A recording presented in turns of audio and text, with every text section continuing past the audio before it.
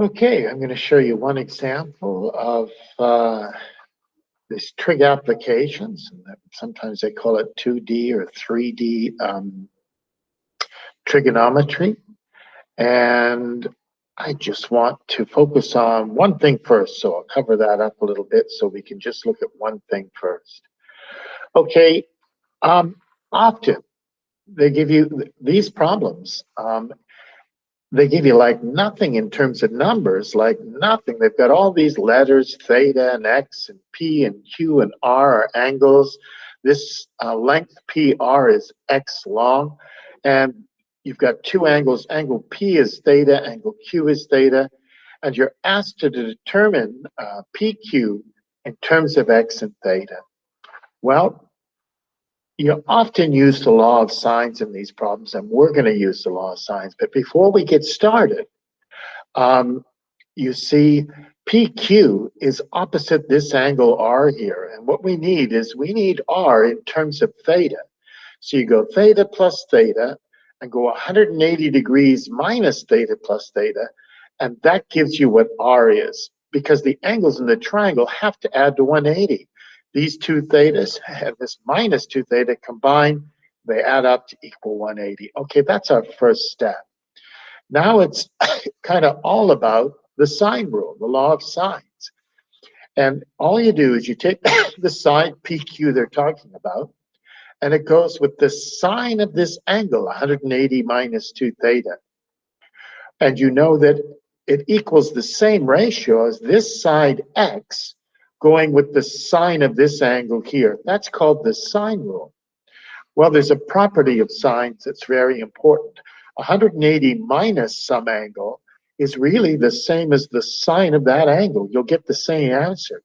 So instead of the sine of 180 minus 2 theta, we can write the sine of 2 theta.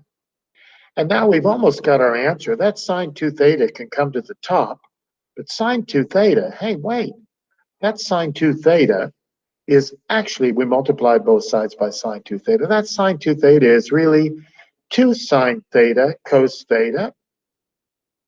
Now these sine theta and sine theta cancel, and 2x times cos theta, that's what PQ equals simplified. But you know, there's another way of doing this. You could use the Cos rule to figure it out. I'm going to show you that now to show you there's another way of doing it. We could start off. I'm going to cover up a lot of it so that we go. In this question, we're going to use the Cos rule. Now, I start off and I go, hey, that's theta and x. Well, that's got to be x because that's the same angle. QR must be x because there's equal sides opposite equal angles. Okay, that's a big reason right there. That's the story. That's what QR is equal to x. But now I take a look at it. Now I've got, I've got two sides and the angle in between those two sides. Two sides and an angle in between. Well, I can use the law of cosines. I could square the two sides.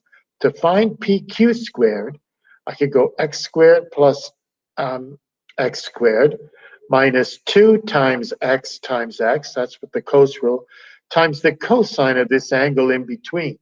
And in fact, we've got again that r is 180 minus 2 theta, but then all I've used is the cos rule. This side squared is x squared plus x squared minus 2 times x times the cosine of 180 minus 2 theta. Well, x squared plus x squared is 2x squared. This is really just 2x squared. But the cosine of 180 minus 2 theta, well, that's the same as the negative. That would put you 180 minus 2 theta would put you in the second quadrant, and cosine's negative there. Well, I've got 2x squared and 2x squared. I could factor out that 2x squared and just write 2x squared times 1 gives me that. 2x squared, now these two minuses make a plus. So it turns into plus cosine 2 theta.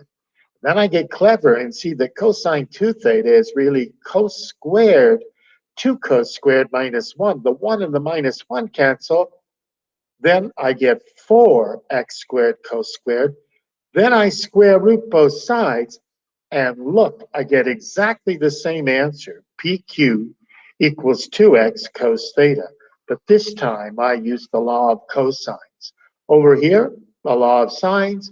And this time, the law of cosines. And I got exactly the same answer. The law of cosines looked a little bit harder, but you can do it two different ways. Hope this helps.